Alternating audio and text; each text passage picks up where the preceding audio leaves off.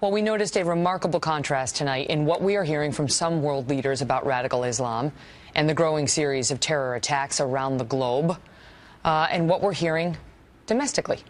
First, some recent remarks from President Obama on the threat from the Islamic State in Iraq and Syria. And one of those groups is ISIL, which calls itself the Islamic State.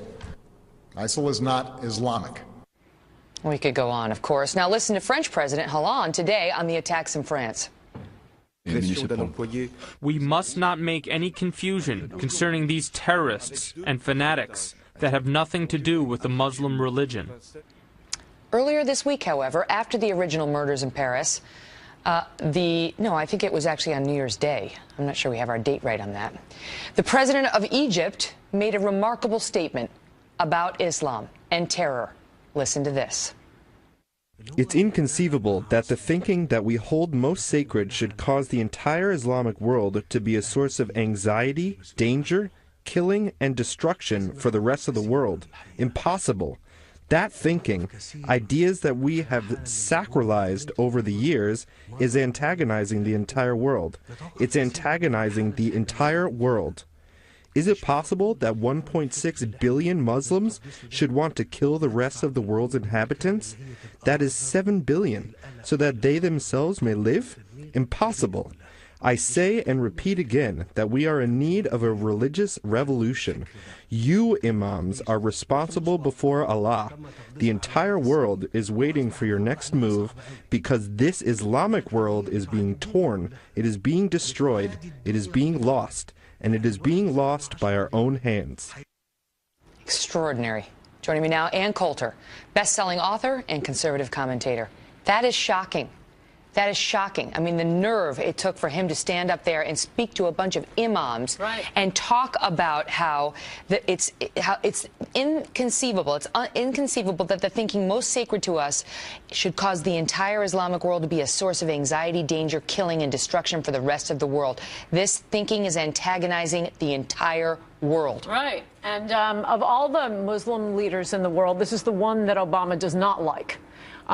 He's attacked him because he took out, Sisi took out the Muslim Brotherhood. Right. That's why when Obama withdrew, millions, maybe it was $1 billion in aid we were giving Egypt. When they're standing up to terrorist fanatics who had been encouraged by the Obama administration. Isn't this exactly what we need world leaders, especially in Muslim nations, to be doing? And yet, I mean, the Western media didn't cover it because it happened on New Year's Day. Right. But wouldn't it be helpful if our president, if Hollande, if other Western leaders came out and said, what that guy said, yes. This is the way? Yes, no, and it isn't that. I've heard a lot of people say that, usually the Obama administration won't call any Islamic terrorism Islamic, but of course they had to here because it was so obvious. No, that isn't why Obama admitted it was Islamic terrorism. The socialist president of France admitted it. But he didn't admit it, Ann. No, you're right. He said it was terrorism, but he wouldn't say it was Islamic terrorism. He did have that part I love so much where we say it has nothing to do with the religion. Because I haven't heard that 8 billion times already. I needed to hear it 8 billion plus one. But here's the head of the let me just set it up, because when he remarked on this, President Obama the other day, he refused to call it Islamic terrorism, just terrorism, he said. And then he commented more today, and once again, he said nothing about Islamic radicalization, Islamic terrorism, radical Islam, nothing. And in fact, as the viewers know, back in 2010, his administration banned the term jihad, banned the term Islamic extremism from the central document outlining our national security strategy. They want to pretend that does not exist, apparently. Yes, and keep bringing more and more jihadists in. Some of these Somali pirates, we bring them in to be tried, and then either they serve their time and then immediately ask for asylum, or they get acquitted, or there's not enough evidence and they ask for asylum. No, let's just keep bringing more and more of the third world here. I think that's a policy that we might want to reconsider, and France should definitely think about it. I mean, they're very good at responding to this by running onto the street and holding a candle, but they need to move to the next step. Why does this happen? Well, about 10% of their population is Muslim. Maybe it would be better if they had immigrants that had a more similar background and who didn't respond to cartoons they don't like by shooting people. I think that's the next step to consider, but we can't consider. How do you get there? I mean, one wonders why these groups want to live in France. They don't want to assimilate. They don't want to live in Muslim countries. And yet they want to change the non-Muslim countries they move to Muslim countries. So how do you figure that out? You know, when you get the visa application, how do you figure out whether somebody wants to be a part of your culture or does not?